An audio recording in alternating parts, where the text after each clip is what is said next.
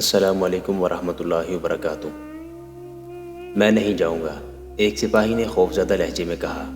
میں جنات کی جگہ نہیں جاؤں گا۔ وہ دو آدمی اٹھ کھڑے ہوئے جو بعد میں گھوڑوں پر سوار آئے تھے اور سیاہ ریچھ کے آگے سجدہ کیا تھا۔ ایک نے سپاہیوں سے کہا، مت ڈرو، جنات تمہیں کوئی نقصان نہیں پہنچائیں گے۔ انہیں حکم ملا ہوا ہے کہ یہ بزرگ جہاں جائیں انہیں کھانا اور پانی پہنچتا رہے گا۔ ہم ان کے معجزوں سے واقف ہیں۔ دو تین آدمی ہمارے ساتھ چلو۔ وہ دو تین سپاہیوں کو ساتھ لے کر چل پڑے۔ سیاہ ریچھ کے کہنے کے مطابق انہوں نے قدم گینے اور مڑے، دو ٹیلوں کے درمیان سے گزرے تو انہیں ایک جگہ آگ جلتی نظر آئی۔ سب کلمہ طیبہ کا ورد کرتے آگے بڑھے۔ آگ کی روشنی میں پانی سے بھرے ہوئے 4-5 مشکیزے پڑے تھے اور کپڑے کے ایک تھیلے میں کھجوریں بھری ہوئی تھیں۔ انہوں نے مشکیزے اور تھیلا اٹھایا اور سیاہ ریچھ کے آگے یہ سامان جا رکھا۔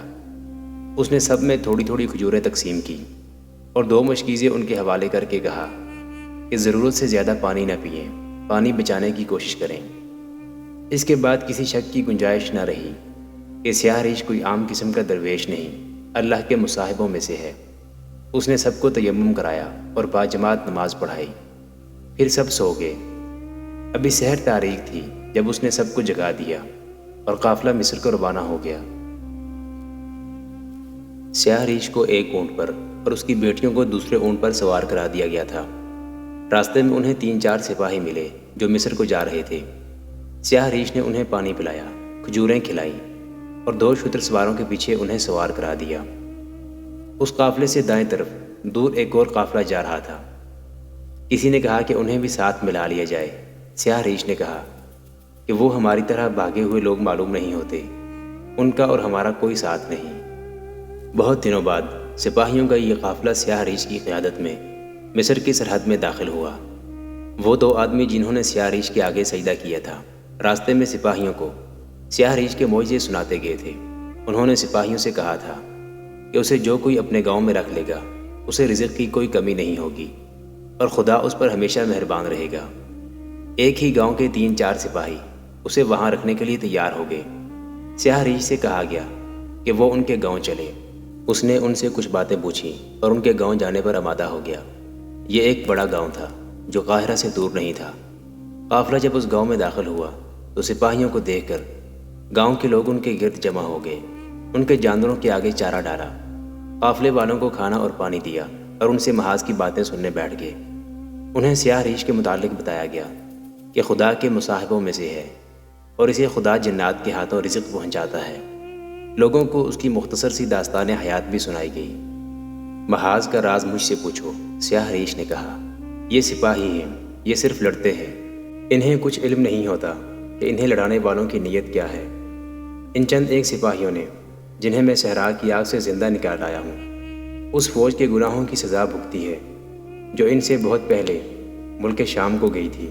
اس فوج نے ہر میدان میں فتح حاصل کی، وہاں کی وادیاں اور وہاں کے صحرا سلطان ایوبی زندہ باد کے نعروں سے گونجتے لرزتے رہے۔ اس فوج نے ہر جگہ زر و جواہرات اور عورتیں دیکھیں۔ وہاں کی عورتیں مصر کی عورتوں سے زیادہ خوبصورت ہیں۔ فتح کے نشے نے اس فوج میں فرعونیت پیدا کر دی۔ دماغوں میں صرف مال غنیمت رہ گیا۔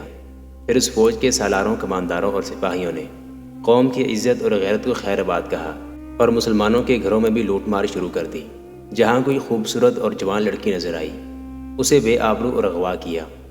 یہ سب مسلمان مستورات تھیں، انہیں خیموں میں رکھا گیا۔ کیا سلطان صلاح الدین ایوبی اندھا تھا؟ کسی نے قہر آلود آواز میں پوچھا۔ وہ دیکھ نہیں سکتا تھا کہ اس کی سپاہ کیا کر رہی ہے؟ خدا جب سزا دینے کا فیصلہ کر لیتا ہے تو اماموں، عالموں اور حکمرانوں کی عقل پر بھی پردہ ڈال دیتا ہے، سیاہ ریچھ نے کہا۔ سلطان صلاح الدین ایوبی خود فتح کے نشے سے بدمست ہو گیا تھا۔ وہ شاید خدا کے وجود کو اور اس کی لاٹھی کو بھول گیا تھا۔ اس کے گرد اس کے محافظوں اور عیاش سالاروں نے ایسا گھیرا ڈال رکھا تھا کہ کسی مظلوم کی فریاد اس تک پہنچ ہی نہیں سکتی تھی۔ جو بادشاہ فریادیوں کے لیے انصاف کے دروازے اور اپنے کان بند کر لیتا ہے وہ اللہ کی بخشش سے محروم ہو جاتا ہے۔ مجھے 2 سال سے اشارے مل رہے تھے کہ یہ فوج اعمال بد سے باز نہ آئی تو تباہ ہوگی۔ مجھے راتوں کو غیب کی آوازیں سنائی دیتی رہیں، مگر جن کے لیے آوازیں آتی تھیں ان کے کان بند تھے۔ پھر خدا نے یوں کیا کہ ان کی آنکھوں پر پٹیاں باندھ دیں اور سلطان صلاح الدین ایوبی جو میدان جنگ کا بادشاہ ہے اور جسے صلیب کے کفار میدان جنگ کا دیوتا کہتے ہیں۔ عقل کا ایسا اندھا ہوا کہ ساری چالیں بھول گیا۔ اس کی چال دشمن چل گیا اور اسے ایسی شکست ہوئی کہ تنے تنہا مصر پہنچا۔ ہم صلیبیوں سے شکست کا انتقام لیں گے، ایک جوشیلے دیہاتی نے کہا۔ ہم اپنے بیٹوں کو قربان کر دیں گے۔ فتح اور شکست خدا کے اختیار میں ہے، سیاہ ریش نے کہا۔ اس کی ذات نے حکم شکست کا دیا ہو تو بندوں کا جوش سرد پڑ جاتا ہے۔ میں بھی اسی لیے یہاں آیا ہوں کہ مصر کے بچے بچے کو شکست کا انتقام لینے کے لیے تیار کروں، لیکن سزا کا وقت ابھی ختم نہیں ہوگا۔ تم اگر اپنے بیٹوں کو فوراً فوج میں بھرتی کرا کے محاذ پر بھیج دو گے تو وہ مریں گے اور شکست کھائیں گے۔ ہر عمل کے لیے ایک وقت مقرر ہے، وہ وقت ابھی دور ہے۔ جب شکست کو فتح میں بدل دو گے، سب سے پہلے خدا کو یاد کرو، اس سے اپنے ان بیٹوں کے گناہوں کی بخشش مانگو جنہیں تم نے ملک شام میں بھیجا تھا۔ شکست کی ذمہ داری میرے سر پر ڈالو، سلطان ایوبی نے کہا۔ وہ اپنے سالاروں، نائب سالاروں، کمانداروں اور شہری انتظامیہ کے حکام سے خطاب کر رہا تھا۔ شکست کے اسباب بڑے واضح ہیں۔ مجھ سے یہ غلطی ہوئی کہ میں نے بھرتی لے کر گیا۔ میں زیادہ انتظار کرتا اور مصر میں بیٹھا رہتا تو دشمن سارے شام میں پھیل جاتا۔ میں نے فوج کی جس کمی کو نئے سپاہیوں سے پورا کیا ہے اس کے متعلق تم جانتے ہو کہ اس کا ذمہ دار کون ہے، لیکن میں اب اس بحث میں وقت ضائع نہیں کروں گا کہ اس کا ذمہ دار فلاں ہے اور وہ گناہ فلاں نے کیا ہے۔ اگر جرم عائد کرنے ہیں تو مجھ پر کرو۔ فوج کو میں نے لڑایا ہے، اگر چالیں غلط تھیں تو میری تھیں۔ اس کا کفارہ مجھے ادا کرنا ہے اور میں کروں گا۔ فتح اور شکست ہر مارکے کا انجام ہوتا ہے۔ آج ہم اس انجام سے دوچار ہوئے ہیں جس کے لیے تم ذہنی طور پر تیار نہیں تھے، اس لیے تم سب کے چہروں پر اداسی اور آنکھوں میں بے چینی ہے۔ اگر تم مجھے شکست کی سزا دینا چاہتے ہو تو میں اس کے لیے بھی تیار ہوں۔ میرے کانوں میں یہ آوازیں بھی پہنچ رہی ہیں کہ میری فوج شام میں جا کر آبرو ریزی، لوٹ مار اور شراب خوری کی عادی ہو گئی تھی۔ مجھے یہ بھی بتایا جا رہا ہے کہ میں نے خلیفہ بغداد پر دہشت طاری کرنے کے لیے دانستہ شکست کھائی ہے، اور میں شکست کو فتح میں بدل کر خلیفہ کو اپنا مرید بنانے کی کوشش کروں گا۔ مجھے فرعون تک کہا جا رہا ہے۔ میں کسی بھی الزام کا جواب نہیں دوں گا۔ الزامات کا جواب میری زبان نہیں، میری تلوار دے گی۔ میں الفاظ سے نہیں، عمل سے ثابت کروں گا کہ یہ کس کے گناہ تھے جن کی سزا مجھے اور میرے مجاہدین کو ملی ہے۔ اتنے میں دربان نے اطلاع دی کہ حماس سے قاصد آیا ہے۔ سلطان ایوبی نے اسے فوراً اندر بلایا۔ گرد و غبار سے اٹے ہوئے اور تھکن سے چور قاصد نے سلطان ایوبی کو العادل کا پیغام دیا۔ پیغام کھول کر پڑھا تو سلطان ایوبی کی آنکھوں میں آنسو آ گئے۔ اس نے پیغام ایک سالار کے ہاتھ میں دے کر کہا، یہ پڑھ کر سب کو سناؤ۔ جوں جوں سالار پیغام پڑھتا جا رہا تھا، سب کی آنکھوں میں چمک آتی جا رہی تھی۔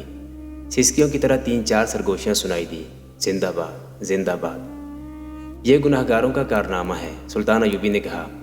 تم میں سے جو قاہرہ میں تھے نہیں جانتے کہ العادل کے پاس کتنی فوج ہے۔ تم یہ بھی نہیں جانتے کہ بالڈوین کے پاس 10 گنا زیادہ فوج تھی۔ اس کے سوار زرہ پوش ہیں، اس کے پیادے لوہے کے خود پہنتے ہیں۔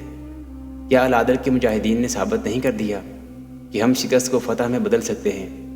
کیا تم مجھ سے یہ توقع رکھتے ہو کہ سر پکڑ کر بیٹھ جاؤں؟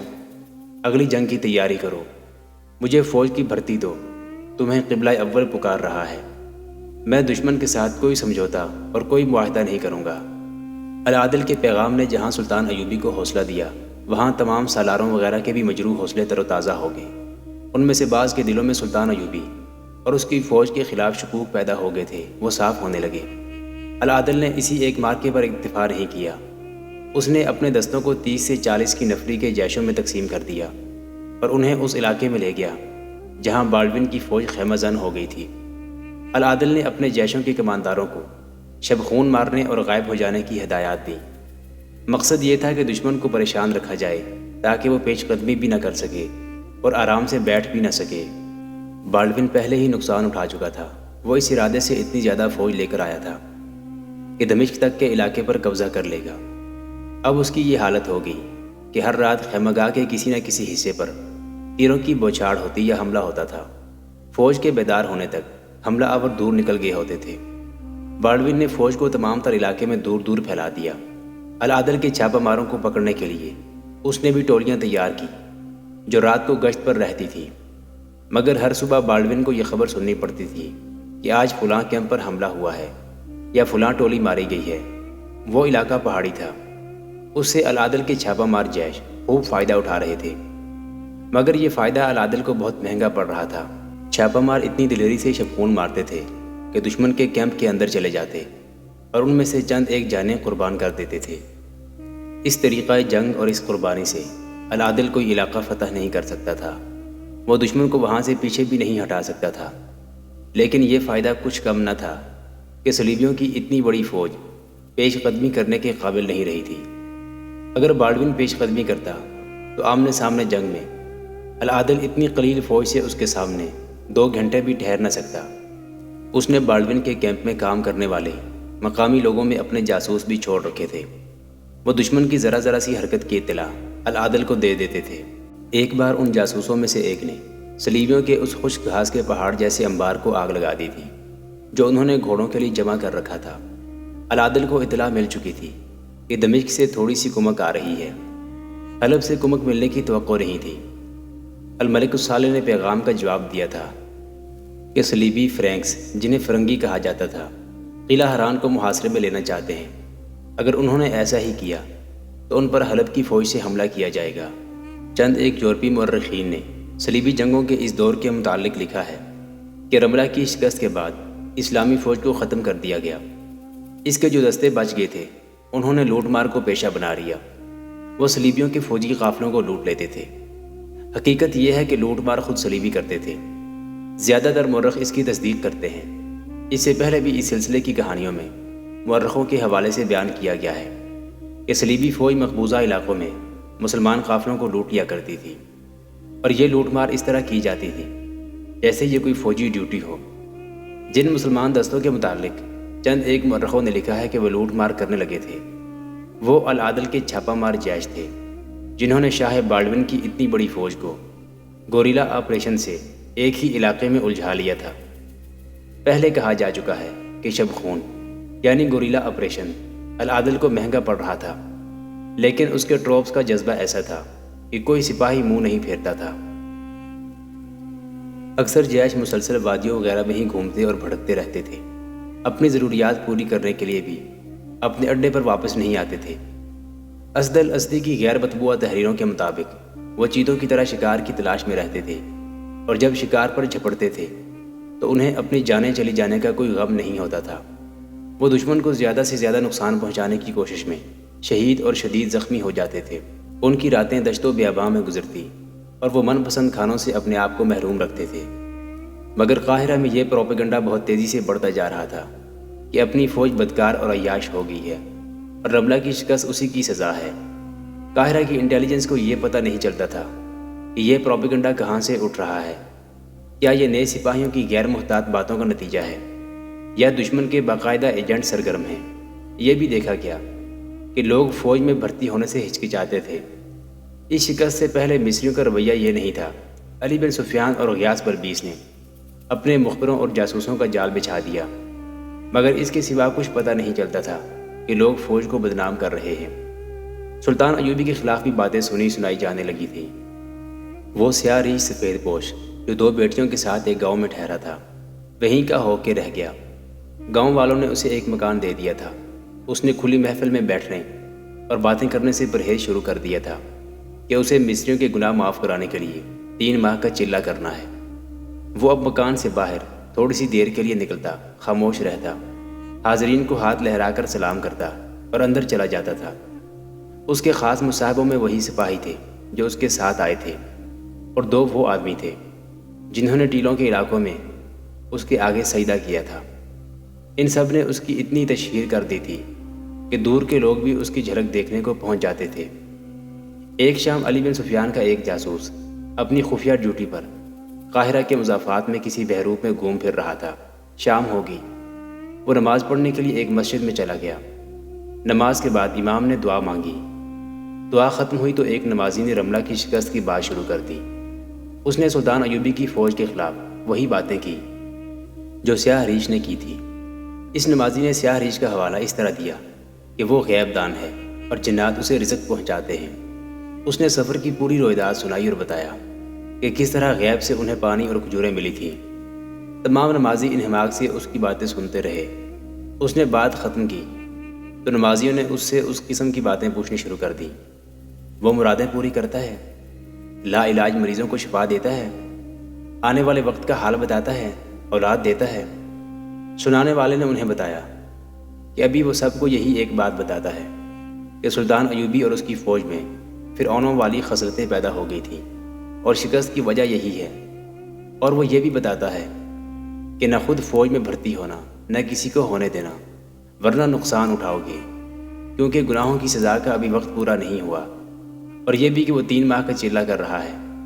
اس کے بعد وہ بتائے گا کہ مصر والوں کے گناہ بخشے گئے ہیں یا نہیں۔ یہ آدمی مسجد سے نکل کر گاؤں سے باہر کو چل پڑا۔ علی بن سفیان کا جاسوس اس کے پیچھے گیا اور اس سے پوچھا کہ وہ اس عالم سے کس طرح مل سکتا ہے۔ اس نے اپنا مدعا یوں بیان کیا: میں فوج میں ہوں، تمہاری باتیں سن کر میرے دل میں یہ ڈر پیدا ہو گیا ہے کہ اپنی فوج کے گناہوں کی سزا مجھے بھی ملے گی۔ میں بھی دمشق اور حلب کے محاذوں پر گیا تھا، میں نے بھی وہی گناہ کیے ہیں جن کا تم ذکر کر رہے تھے۔ مجھے اس عالم بزرگ کے پاس لے چلو، اگر وہ کہے گا کہ فوج سے بھاگ جاؤ تو بھاگ جاؤں گا، وہ جو خدمت کہے گا کروں گا، میں خدا کے قہر سے ڈرتا ہوں۔ اس نے اتنی منت سماجت کی کہ اس کے آنسو نکل آئے۔ میرے ساتھ چلو، اس آدمی نے کہا، لیکن کسی سے ذکر نہ کرنا کہ تم اس کے پاس گئے تھے۔ وہ آج کل چلے میں ہے، کسی کے ساتھ بات نہیں کرتا۔ وہ جو پوچھے صرف اس کا جواب دینا، فالتو بات نہ کرنا۔ تم اسی گاؤں کے رہنے والے ہو؟ جاسوس نے پوچھا۔ تم نے بتایا تھا کہ تم رملہ کے محاذ سے آئے ہوئے سپاہی ہو، اس لیے تمہیں قرآن پر ہاتھ رکھ کر کہہ سکتا ہوں کہ یہ بزرگ خدا کے مصاحبوں میں سے ہے۔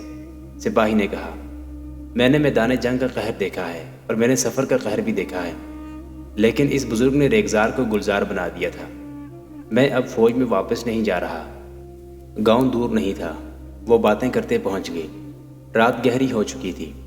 سپاہی نے جاسوس کو اندھیرے میں کھڑا رہنے کو کہا اور اس مکان میں چلا گیا جہاں سیاہ ریش سفید پوش رہتا تھا۔ تھوڑی دیر بعد واپس آیا۔ سپاہی نے کہا کہ وہ پیچھے والے دروازے سے اندر چلا جائے۔ وہ خود اس کے آگے آگے چل پڑا اور دونوں دروازے میں داخل ہو گئے۔ ڈیوڑی سے گزرے، صحن سے گزرے اور ایک کمرے میں داخل ہو گئے۔ صحن میں روشنی تھی۔ دونوں لڑکیاں جنہیں سیاہ ریش نے اپنی بیٹیاں بتایا تھا ایک اور کمرے میں تھیں۔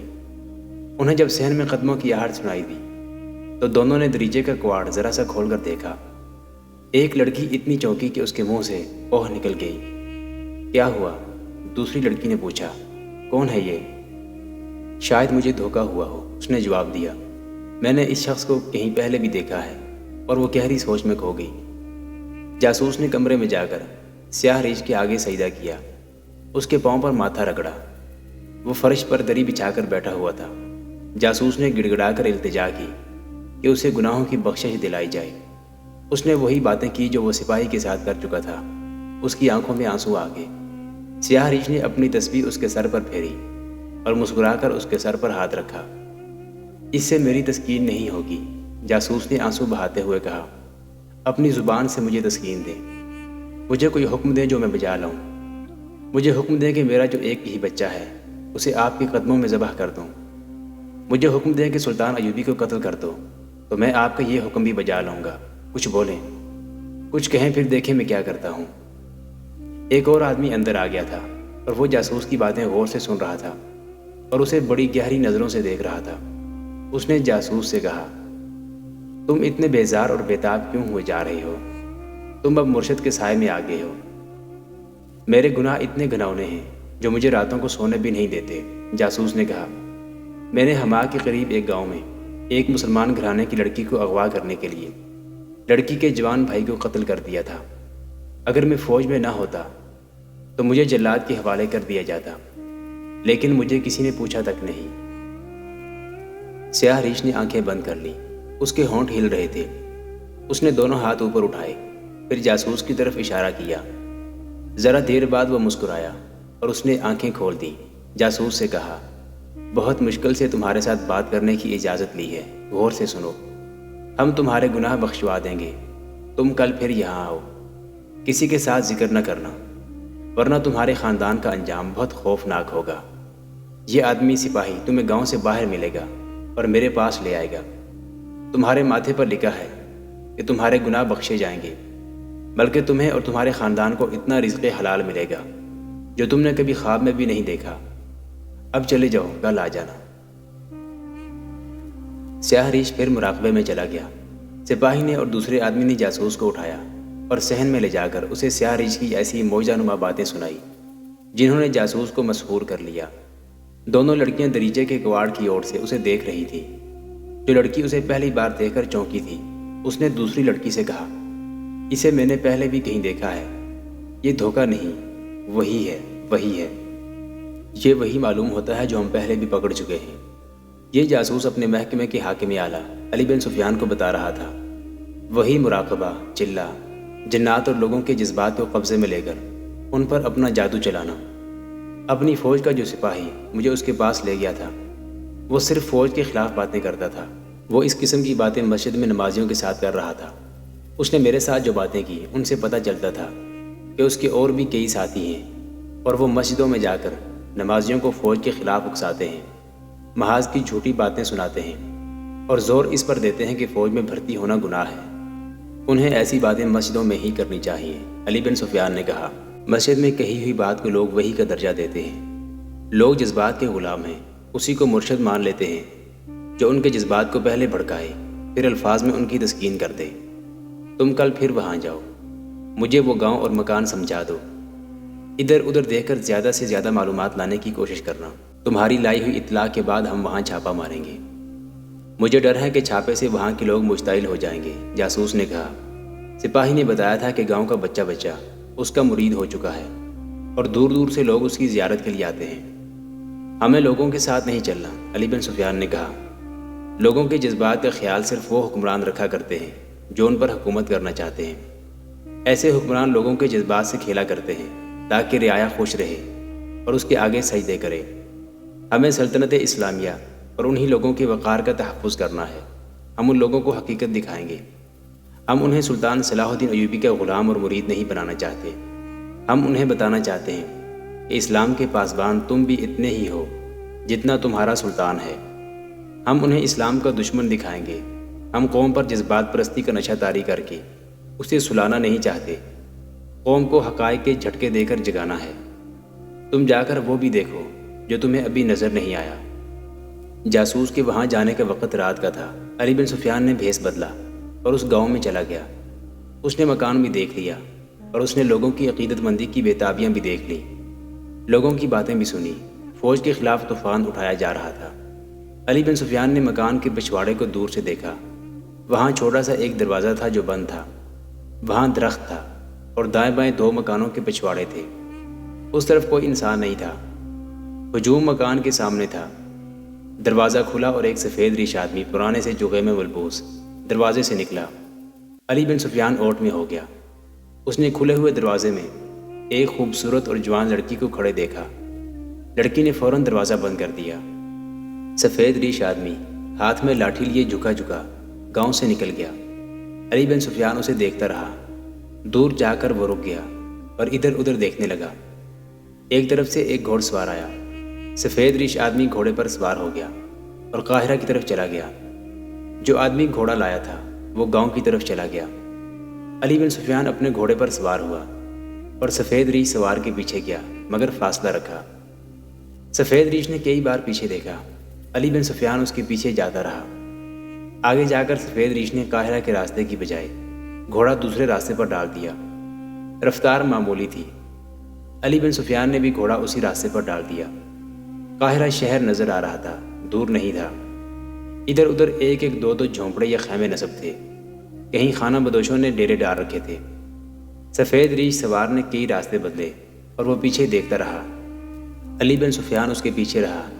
سفید ریش کی بے چینی صاف ظاہر ہونے لگی تھی۔ آخر اس نے قاہرہ کا رخ کر لیا اور گھوڑے کی رفتار ذرا تیز کر لی۔ علی بن سفیان نے بھی باغوں کو جھٹکا دیا، ہلکی سی ایڑ لگائی اور گھوڑے کی چال بدل کر تیز ہو گئی۔ فاصلہ 15-20 قدم رہ گیا۔ وہ اب شہر میں تقریباً داخل ہو چکے تھے۔ سفید ریش سوار نے گھوڑا روک لیا اور علی بن سفیان کے راستے میں ہو گیا۔ علی بن سفیان نے بھی گھوڑا اس کے قریب جا کر روکا۔ تم کوئی راہزن معلوم ہوتے ہو، سفید ریش سوار نے کہا اور خنجر نکال لیا۔ بولا، میرا پیچھا کیوں کر رہے ہو؟ علی بن سفیان نے دیکھا کہ اس کی سفید داڑھی سے اس کی عمر 70 برس سے اوپر لگتی تھی، مگر چہرہ، آنکھیں اور دانت بتاتے تھے کہ 40 سے بہت کم ہے۔ علی بن سفیان بھی بہروپ میں تھا۔ اس نے اپنے کمر بند سے 1.25 گز لمبی تلوار لٹکا رکھی تھی جو اس کے چگے میں چھپی ہوئی تھی۔ اس نے بجلی چمکنے جیسی پھرتی سے تلوار نکال لی۔ داڑھی اتار دو، اس نے سفید ریش کے پہلو میں تلوار رکھ کر کہا، اور میرے آگے آگے چل پڑو۔ سفید ریش کی آنکھیں ٹھہر گئیں۔ علی بن سفیان نے تلوار کی نوک اس کی کن پٹی پر رکھ کر داڑھی میں الجھائی اور جھٹکا دیا۔ وہاں سے داڑھی چہرے سے الگ ہو گئی، آدھا چہرہ ننگا ہو گیا۔ علی بن سفیان نے اپنی داڑھی اتار دی اور بولا، ہم ایک دوسرے کو اچھی طرح جانتے ہیں، چلو چلیں۔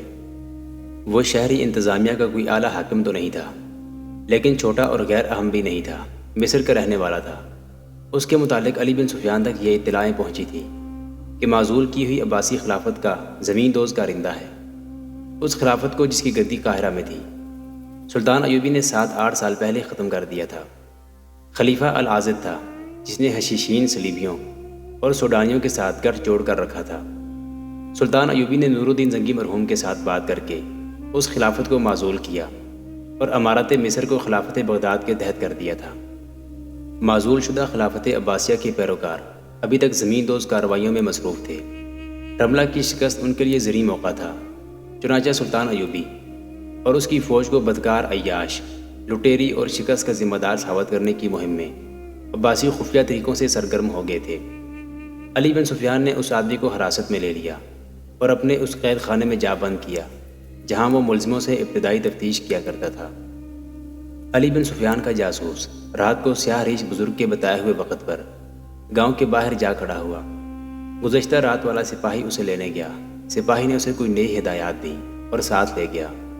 وہ پچھلے دروازے سے اندر گیا، مگر جاسوس کو گزشتہ رات والے کمرے کی بجائے ایک اور کمرے میں لے گئے۔ اسے کمرے میں سیاہ ریش بزرگ نظر نہ آیا، وہاں کچھ بھی نہیں تھا۔ دروازہ بند ہوا تو اس نے دروازے کی طرف دیکھا، سپاہی بھی باہر نکل گیا تھا۔ اس نے دروازے کو ہاتھ لگایا تو اسے پتہ چلا کہ دروازہ باہر سے بند کر دیا گیا ہے۔ اس کمرے کی نہ کوئی کھڑکی تھی نہ روشن دان۔ وہ سمجھ گیا کہ اسے پہچان لیا گیا ہے اور اسے پکڑ لیا گیا ہے۔ فرار ممکن نہیں تھا۔ وہ سوچنے لگا کہ کیا کرے۔ خاصی دیر بعد دروازہ کھلا۔ ان لڑکیوں میں سے ایک اندر آئی جنہیں سیاہ ریش نے اپنی بیٹیاں بتایا تھا۔ وہ اب مستور نہیں تھی، لیکن یورپی لڑکیوں کی طرح عریاں بھی نہیں تھی۔ اس کا لباس عرب کی مسلمان لڑکیوں جیسا تھا، نقش و نگار عرب اور یورپ کے ملے جلے تھے۔ وہ اندر آئی تو باہر سے کسی نے دروازہ بند کر کے زنجیر چڑھا دی۔ کمرے میں قندیل جل رہی تھی۔ جاسوس نے لڑکی کو دیکھا تو اس کی آنکھیں جیسے حیرت سے ساکن ہو گئی ہوں۔ لڑکی مسکرا رہی تھی۔ محترم ناظرین، سلطان صلاح الدین ایوبی کی تاریخ پر مشتمل سیریز دیکھنے کے لیے چینل کو سبسکرائب ضرور کر لیں۔ گزشتہ اقساط دیکھنے کے لیے چینل پر پلے لسٹ کا وزٹ کریں۔ ویڈیو کو لائک اور شیئر ضرور کیجیے۔ آج کی قسط کے بارے میں کمنٹ باکس میں اپنی رائے سے آگاہ ضرور کریں۔ اللہ آپ کا حامی و ناصر ہو۔